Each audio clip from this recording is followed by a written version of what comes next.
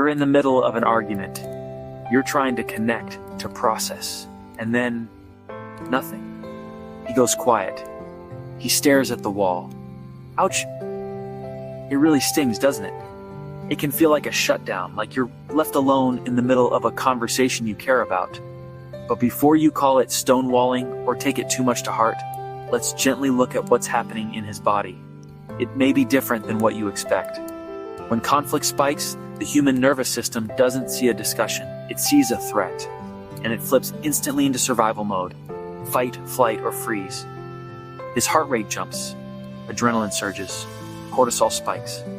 In this state, the thinking brain, the prefrontal cortex, the part that helps him find the right words and express emotions, literally starts to go offline. It shuts down to save energy for survival.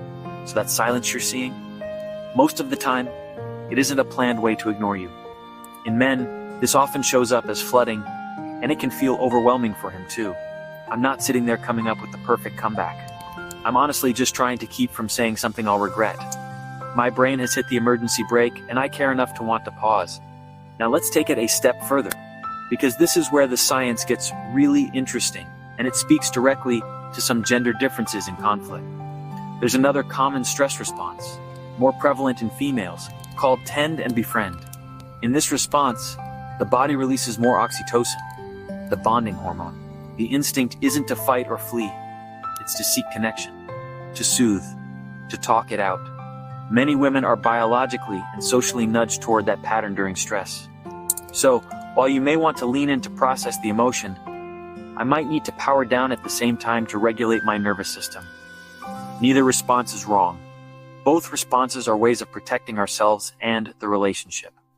They just sometimes clash, which can be tough for both people. Given these differences in how our brains respond to conflict, how do we actually fix it? How do we turn this moment from a threat into a team sport? Here's what actually helps.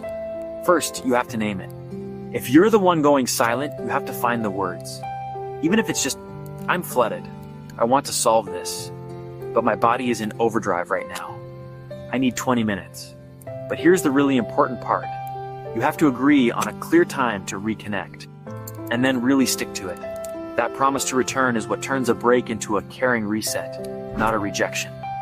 And during that break, try to avoid replaying the argument in your mind. That only keeps stress high. Move, breathe, walk. Splash cold water on your wrists. It physically helps calm the vagus nerve. And if you're the one seeking connection during the break, if you need a tiny bridge to know you're still safe, ask for something small yet reassuring, like a gentle hand squeeze. One sentence, I'm not leaving, I'm resetting. Use a signal word you both agree on. A timeout, no sarcasm, no scorekeeping. When we start to honor both systems, your tend and befriend, and his fight, flight, freeze, we can begin to move forward together rather than argue over who's winning. It's not me versus you, it's us versus the problem. So the next time he goes quiet, remind yourself, his silence might simply be his nervous system's way of saying, I care about us, so I'm pausing to keep things safe. Because of making that promise to come back, that's what keeps the heart of your conversation beating even in hard moments. What's your go-to signal word when an argument gets too hot? Let me know in the comments.